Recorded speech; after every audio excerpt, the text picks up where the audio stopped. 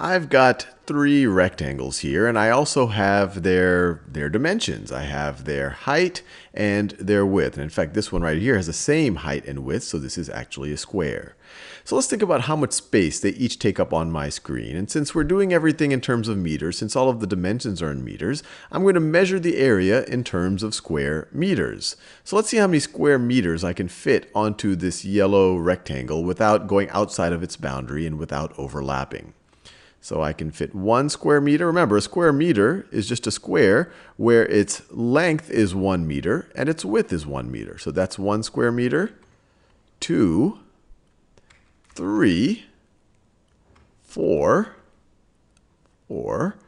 5, and 6 square meters. So we see here that the area is 6 square meters. Area is equal to 6 square meters.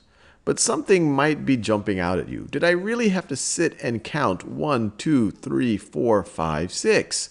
You might have recognized that I could view this as really 2 groups of 3. And let me make that very clear.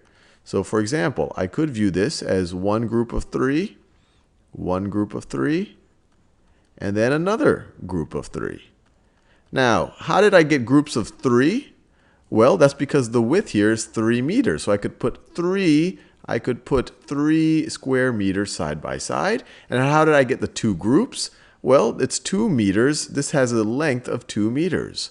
So another way that I could have essentially counted these 6 things is I could have said, look, I have a length of 2 meters, so I'm going to have 2 groups of 3. I'm going to have 2 groups of 3. So I could multiply 2 times 3.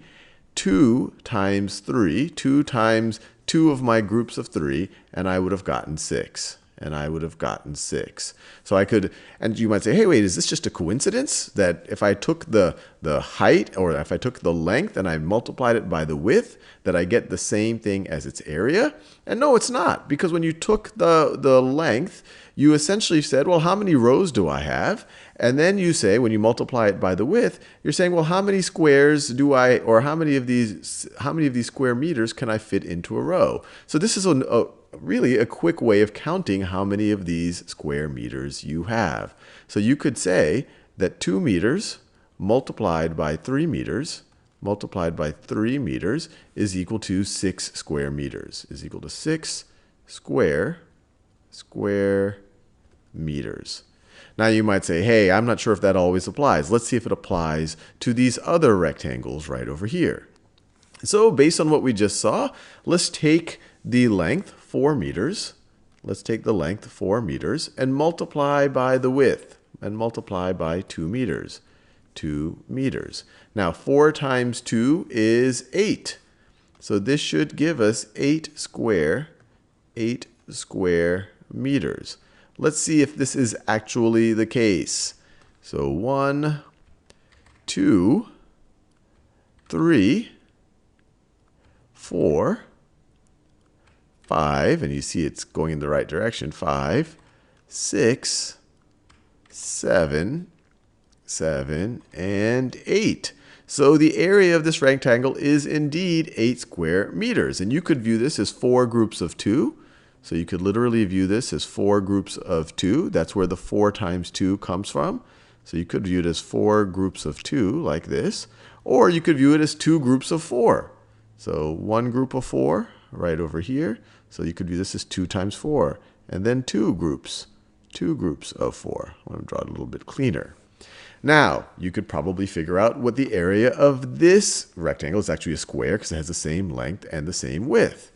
We multiply the length, 3 meters, times the width, so times 3 meters, to get 3 times 3 is 9. 9 square meters. 9 square meters. And let's verify it again, just to feel really good about this multiplying the dimensions of these rectangles.